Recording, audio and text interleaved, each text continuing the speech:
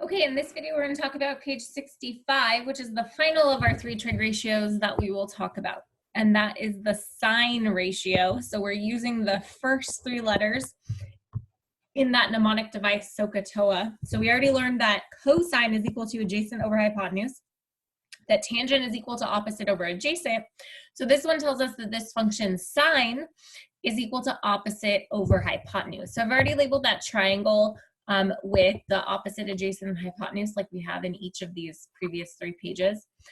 So in this case, the sine function, just like the others, I'm going to take the first three letters. That is the function that you'll see on your calculator. So sine of theta is equal to opposite over hypotenuse because it is O over H. When I'm finding the sine of an angle, I am taking the opposite side and dividing that by the hypotenuse.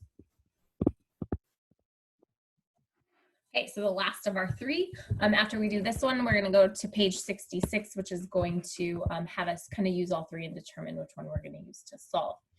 So in this one, we still know that we're using sine the whole time, and we'll talk again about how we can determine that as we go. So when I'm asked to find sine of A and sine of B, what I'm looking at is identifying opposite and adjacent using A first, and then switching to using B. So no matter what, the side across from the right angle is the hypotenuse. So since sine is opposite over hypotenuse, that means that for both of these, the denominator is going to be 13. So the hypotenuse of a right triangle never switches numbers when I switch the location of theta. So I know with certainty that H is 13 no matter what. Opposite, though, will change depending on which angle we're concerned with as locating where theta is. So in this first one, theta is at A. So if theta is here, that means that 12 is the side that is opposite of A. And so thus 5 is the side that is adjacent to A.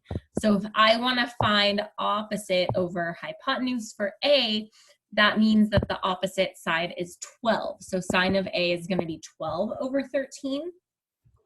When I switch that for B, so now theta is located at B, I'm going to look at 5 is now the side that is opposite for B, which in turn means that 12 is the side that is adjacent to B.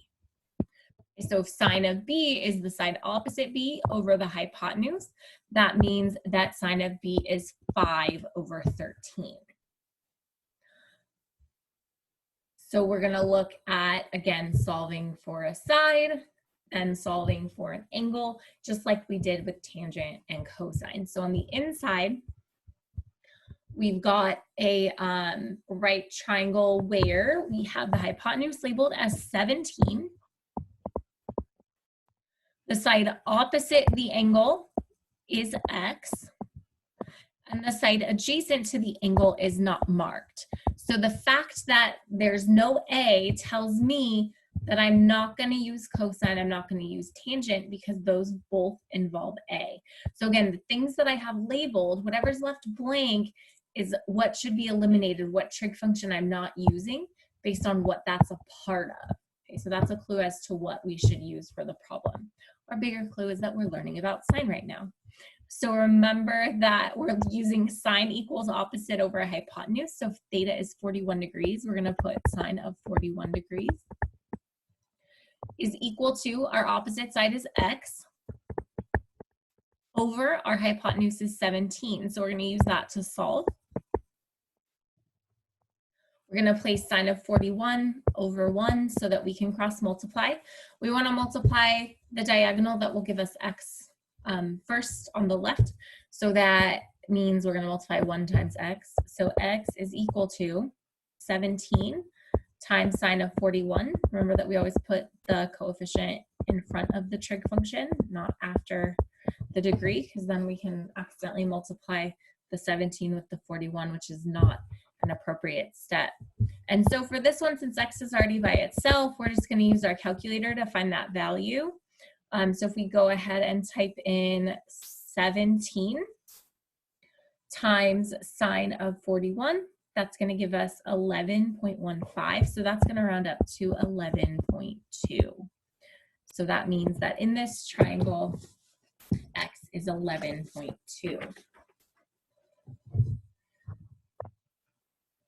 Okay, next one, we're going to start the same way. We're going to label our sides starting with our hypotenuse. So the hypotenuse is x in this problem.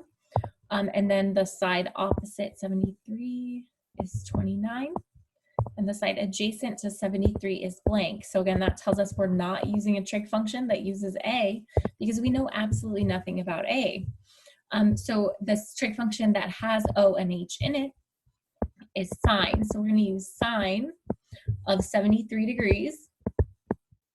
And that's equal to opposite over hypotenuse. So that's equal to 29 over x.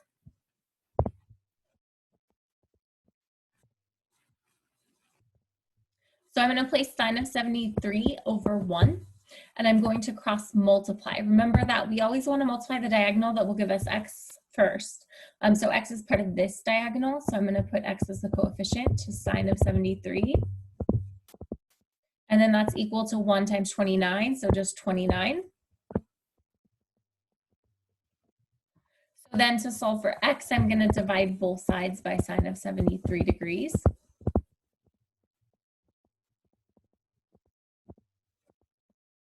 And so x is equal to 29 divided by sine of 73, which means that if we do 29 divided by sine of 73, that gives us 30.32, so that's going to stay as 30.3. Just to remind you how to use your calculator if it works backwards, you would type this in as 29, then divided by. You would do the number first, 73, then type sine. And for this, you always have to hit equal at the end to get that final answer. So when you do the 73 sine, that tells you what sine of 73 is. You'll have to hit equal to get the final answer. Same thing with the multiplying. So if I were going back and doing 3, on this kind of calculator, I have to type 17 and then times 41 sine. And again, that number is just sine of 41. I have to hit equal to get that final answer. Okay, then the last thing that we did with each of these trig functions was to solve for the missing angle. So that's using an inverse trig function. So theta is equal to the inverse sine, just like the others. So inverse sine. Or it's called arc sine. And so I use the same ratio that we've been using, which is opposite over hypotenuse. So when I want to solve for an angle and I know the opposite side and the hypotenuse, I can use the inverse sine function to find that value. So in this first triangle, notice that the hypotenuse is labeled as 14 and that the side opposite theta is labeled as 9. We know nothing about the adjacent side, and so that's our clue again that we're going to be using sine as a trig function. So in order to solve this, then we know that theta is equal to the inverse sine of the ratio of O over H. So O is 9 over H is 14.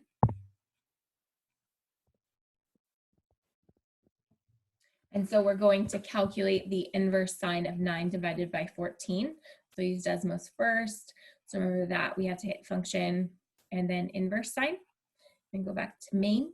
So that's 9 divided by 14 is equal to 40.0. So that's equal to 40.0 degrees.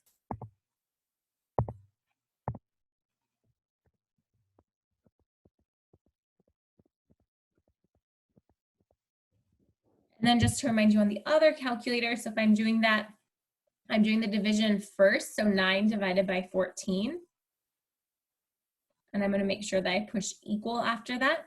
And then when I go into this, I'm going to have to hit second. On your calculator, you're going to have to hit second pretty much every time to get inverse sine or cosine anyway. and then do the inverse sine. And so notice that that still gives me that 40.0. Okay, so then for the last one, we've got solving for theta again. And so we want to label our triangle. So opposite the right angle is our hypotenuse, 38. Opposite of theta is 31. And then adjacent to theta is the unknown side. And so that means that if I'm finding theta using inverse sine, I'm going to use the ratio of O over H. So I'm going to put the opposite side 31 divided by the hypotenuse 38. And I'm going to use that to calculate the value for theta. So if I'm just going to do this in Desmos this time. So if I do inverse sine of 31 divided by 38, that gives us 54 point, that's going to round up to 7. So theta is about 54.7 degrees. Okay, so that's it for sine. In the next video, we're going to do the next page 66, where we're going to look at using multiple trig ratios to solve problems based on knowing or wanting to know both sides of the triangle.